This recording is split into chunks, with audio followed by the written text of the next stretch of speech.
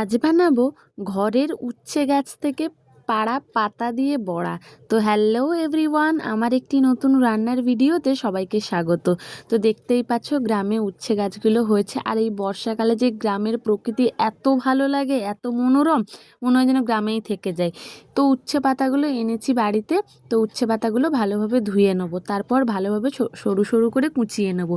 দেখতেই পাচ্ছ কুচিয়ে ভালোভাবে ধুয়ে টুয়ে নিয়েছি। এমনিতেও পাতাগুলোতে বালি টালি কিছুই ছিল না, তাও একটু ধুয়ে নিচ্ছি। তারপর নুন, কালো জিরে আর হলুদ গুঁড়ো দিয়ে দিলাম। তারপর একটু বেশি করে পেঁয়াজ আর কাঁচা লঙ্কা কোচানো দিয়ে দিলাম। তারপরে দেখো একটাতে আছে বেসন আর একটাতে আছে চালের গুঁড়ি। তো সেগুলোকে অল্প অল্প করে দিয়ে দিলাম। এবার ভালোভাবে মাখাবো, জল দিতে লাগবে না, চটকাতে চটকাতেই না ভালো একদম জল জলে হয়ে যাবে। দেখতেই পাচ্ছ ফার্স্টে একটু বেসন কম হয়ে গেছিলো বলে একদম একটা ডেলা মতন হচ্ছিল না। তারপরে আবার একটু বেসন দিয়ে মাখালাম, দেখো একদম যাতে গোল গোল ডেলা মতন হয়ে যায় দেখে নিতে হবে।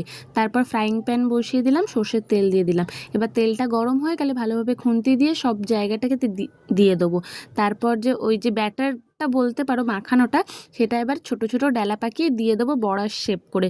দেখতেই পাচ্ছ মোটামুটি আমি যা মাখিয়েছিলাম একবারেই হয়ে গেছে, সুন্দর গোল গোল করে, বেশি বড় করার দরকার নেই, ছোট ছোট করে দিলেই হবে। তারপর এক পিঠ লাল হয়ে গেলে ভালোভাবে ও পিঠটাকে উল্টে দিতে হবে। আর তেল যেহেতু একটা দিকেই চলে আসছিলো, মোটামুটি তেলটা একটু সব বড়াতে যাতে যায় তার জন্য একটু ভালোভাবে নাড়ি চাড়ি দিতে হবে। তো তারপরে বড়াগুলো উল্টে নিলাম, আর বড়াগুলোতে না প্রচণ্ড তেল শুষে নিয়েছে দেখলাম। তারপর ভালোভাবে বাটি দিয়ে একটু চেপে দিলাম। চেপে দিলেই একদম যে ভিতরের যে মশলাগুলো না, ভেতরের যে পাতাগুলো, সেগুলো ভালোভাবে ভাজা হয়ে যাবে। তো বাটি দিয়ে ভালোভাবে চেপে দেওয়ার পরে ওপর থেকে একটু সর্ষের তেল ছড়িয়ে দিলাম। বড়াগুলো একদম শুকনো শুকনো হয়ে গেছিলো। আরও খানিকক্ষণের জন্য ভেজে নিলেই তৈরি এই উচ্ছে পাতার বড়া। আমার তো দারুণ লাগে।